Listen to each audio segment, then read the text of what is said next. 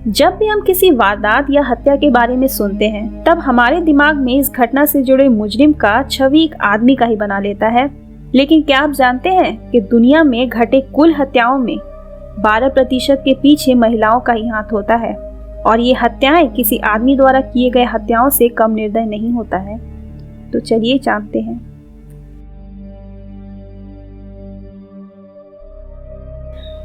Amelia Elizabeth Dyer. Amelia Elizabeth Dyer एक 57 साल की महिला, जिसे एक छोटी बच्ची को मारने के लिए फांसी पर चढ़ाया गया था, जो कि एक आसान केस था। 30 मार्च 1896 को थेम्स नदी में मछली पकड़ने के दौरान कुछ लोगों को ईंट से बंधा हुआ एक पैकेट मिला। उस पैकेट को खोलने के बाद अंदर से लिनेन के कपड़े में बंधा एक छोटी बच्ची हेलेना फ्राई का शरीर मिला। इस खोज ने तहलका मचा दिया और इस सुराग की मदद से 19वीं शताब्दी की सबसे खतरनाक बच्चों के सीरियल किलर के बारे में पता चला। विक्टोरियन एरा के युग में नाजायज बच्चों के पिता के लिए ये जरूरी नहीं था कि वो अपने बच्चे का सारा खर्च उठाए, जिसकी वजह से बच्ची और उसकी माँ आर्थिक तंगी से जूझती रहती थी। इसलिए 1960 के दशक में कई ऐसे बेबीसिटर्स थे जो पैसे लेकर ऐसे बच्चों का ख्याल रखते थे। इसी बीच अमेलिया भी एक ऐसी बेबीसिटर थी, लेकिन वो पैसों के लालच में पड़ गई। शुरू में तो वो बच्चों को भूखे प्यासे रखकर मार देती थी, और अगर भूख से बच्चा ज्यादा चिल्लाता तो वो उसे ओपियम लेस्ड सिरप देती थी। ये एक तरह का ड्रग था जो बच्चे को शांत और सुला कर रखता था। उसने सालों तक इसी सिलसिले को जारी रखा, लेकिन एक डॉक्टर के शक के बिना पर उसे अरेस्ट कर लिया गया, क्योंकि डॉक्टर को शक हुआ कि आखिरकार अमेलिया की देखरेख के अंदर ही इतने बच्चे क्यों मर रहे हैं। लेकिन कोई ठोस सबूत नहीं मिलने की वजह से उसे 6 महीने की कैद के बाद रिहा कर दिया गया। रिहा होने के बाद उसने फिर से यही काम शुरू कर दिया, लेकिन इस बार बिना किसी फिजिशियन के मदद के। वो बच्चों को मारने के बाद उनके शवों को खुद ही निपटाने लगी, और तो और इस काम के लिए जगह भी बदलती रहती थी। अमेलिया को आखिरकार तब पकड़ा गया जब थेम्स नदी से एक बच्ची की लाश बरामद हुई थी।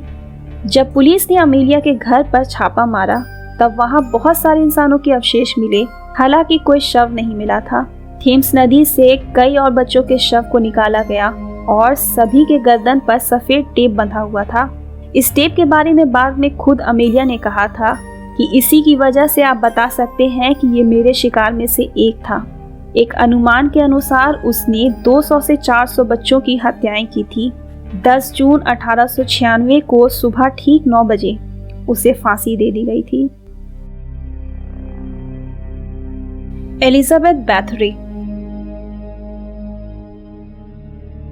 एलिजाबेथ बैथरी, जिसका जन्म 1560 हंगरी में हुआ था। ये वो समय था जब मालिक अपने नौकरों को प्रताड़ित करने के बाद हत्या करना, उस समय तो ये सब कुछ बिल्कुल सामान्य था। हाँ, लेकिन यही अगर जब बड़े पैमाने पर हो तो बचना मुश्किल था। कहा जाता है कि एलिजाबेथ बैथरी ने अपनी कई जवान नौकरानियों की हत्या की थी। लेकिन क्यों, ये जानने से पहले एलिजाबेथ बैथरी के बारे में जानेंगे, क्योंकि ये जरूरी है। 15 साल की उम्र में शादी के बाद एलिजाबेथ ने अपने पति का सरनेम लेने से मना कर दिया था, क्योंकि उसकी सोशल स्टेटस उसके पति से कहीं अधिक थी। एलिजाबेथ अपने समय की एकमात्र महिला थी जिसने अकेले हंगरी में अपने सबसे बड़ी जायदाद को अकेले संभाला था। उसकी बहुत सारी जमीनें थी, उसने बहुत पैसा कमाया था। इतना पैसा तो उस समय हंगरी के राजा किंग मैथ्यूस II के पास भी नहीं था। वो इतनी पावरफुल थी। कहा जाता है कि उसने सैकड़ों कुंवारी लड़कियों की हत्याएं करने के बाद इन मरी हुई लड़कियों के शरीर से खून निकलवा कर वो उसमें स्नान करती थी। ये सब कुछ वो सिर्फ अपनी जवानी और सुंदरता को बनाए रखने के लिए करती थी। उसकी क्रूरता को झेलने के बाद भी किसी तरह से बचने वाले लोगों ने इस बात की पुष्टि किया था, और फिर उसके किले से कई लड़कियों की छत लाशें भी मिली थी। उसके इस घिनौने वारदात के बाद भी वो कभी कोर्ट ट्रायल में नहीं आई। उसके खिलाफ लगाए गए सभी आरोपों के बारे में उससे ना तो कभी पूछा गया और ना ही कभी उसे सार्वजनिक बयान देने को कहा गया। एलिजाबेथ एक शक्तिशाली महिला थी, और इसलिए उसे सजा के तौर पर आगे की जिंदगी पूरी दुनिया से अलग थलग अपने महल के कमरे में ही बिताया। 54 साल की उम्र में मरने के बाद उसकी मौत की खबर 1 महीने बाद पता चला। और फिर उसके शरीर के साथ क्या हुआ ये कभी उजागर ही नहीं हुआ। बेल गेनिस। दुनिया की सबसे पहली और खतरनाक महिला सीरियल किलर बेल गेनिस के बारे में जानने से पहले कुछ बहुत उसकी शुरुआत की कहानी भी जान लेते हैं। 8 भाई बहनों में सबसे छोटी 1859 में नॉर्वे में जन्म एक गरीब परिवार में हुआ था। इसका बचपन भी वैसे ही बीता जैसे किसी भी गरीब परिवार के बच्चे का गुजरता है। बड़े होने के बाद उसका कद 6 फीट था। इसके बचपन को देखकर ऐसा कुछ पता नहीं लगता है कि ये आगे जाकर अमेरिका की सबसे भयंकर सीरियल किलर बनेगी।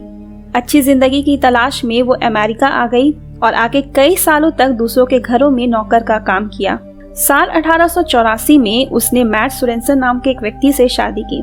दोनों ने साथ मिलकर एक चॉकलेट की दुकान का शुरुआत किया, लेकिन वो भी जल्द ही विफल हो गया। बेल के 4 बच्चे थे, लेकिन उनमें से 2 की मौत हो चुकी थी।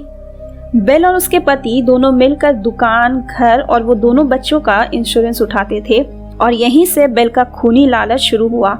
उसने अपने हस्बैंड को मार दिया और लोगों को लगा कि उसे हार्ट अटैक आने से मौत हो गया और सबके साथ साथ एक और इंश्योरेंस उसका बढ़ गया।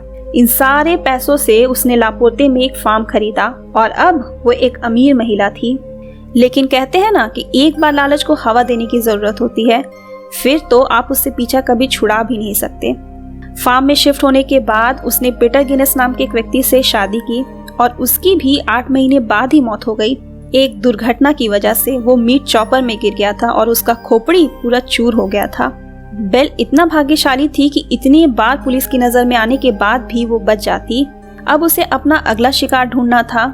जो भी आदमी उसके रास्ते से गुजरता उसके ऊपर बेल का खतरा मंडराने लगता। शादी करना, उसे मारना और फिर उस व्यक्ति के इंश्योरेंस से मजा करना। कुछ ऑथर जैसे जैक रोजवुड ने अपनी बुक में लिखा था कि वो बेरहमी से मर्डर करती थी, लोगों के बॉडी पार्ट्स को अलग करके अपने फार्म में दबा देती थी और कई बार तो अपने पालतू जानवरों को भी खिला देती थी। और ये सिलसिला तब तक चला जब बेल के फार्म में आग लग गई और जब आग को बुझाया गया तब अंदर से जला हुआ बॉडी पार्ट्स मिल रहा था, लेकिन उसका सर नहीं था। दरअसल ये आग उसके शिकार या कहें उसके पति के भाई ने लगाया था, जिससे बेल पर शक हुआ और उसका ये शक भी सही निकला जब उसके भाई का मृत शरीर उसके हाथ लगा। 49 साल की उम्र में मरने के बाद भी उसने लगभग 40 लोगों को मौत के घाट बेरहमी से उतार दिया था। केडी कैम्पन्ना। भारत की पहली महिला सीरियल किलर केडी कैम्पन्ना, जिसे साइनाइड मलिका भी कहा जाता था, जो कर्नाटका में चिटफंड का बिजनेस करती थी और जल्द से जल्द अमीर बनने का भूत उसके ऊपर सवार था और इसके लिए उसने हत्यारन बनने का रास्ता चुना। मल्लिका बेंगलोर के मंदिर में एक भक्त के रूप में उन महिलाओं पर नजर रखने जाती थी जो दुख दर्द में थी। इस तरह से अपने शिकार को पकड़ने के बाद वो उसके दुखों को सुनकर उसके विश्वास को हासिल करने की कोशिश करती और फिर वो अपना अगला कदम चलती। जिंदगी से दुख दूर करने के लिए वो एक विशेष पूजा बताती और इस पूजा को करने के लिए वो शहर से दूर बिहार में जाती और हाँ, वो इसके साथ अपने शिकार को सारे जेवर जेवरात पहन कर ही आने को कहती। वहाँ पहुँचने पर वो उन्हें पानी में मिला हुआ साइनाइड पिला देती और उनके बेहोश होने के बाद वो उन्हें बेरहमी से मार देती और मारने के बाद पैसा और जेवर लूट कर भाग जाती। 6 महिलाओं की हत्या करने के बाद आखिरकार पुलिस ने साइनाइड मलिका को पकड़ ही लिया। जब वो एक और महिला को मारने के बाद उसके जेवरात को लेकर भाग रही थी। 2012 में उसे मौत का सजा सुनाया गया, लेकिन फिर उसे आजीवन कारावास में बदल दिया गया। केडी कैम्पन्ना पहली व्यक्ति है जिसे कर्नाटक राज्य में मौत का सजा सुनाया गया था। दोस्तों, अगर आपको मेरा ये वीडियो पसंद आया हो तो प्लीज चैनल को सब्सक्राइब कर लीजिए और हाँ, लाइक्स और कमेंट करना मत भूलिएगा।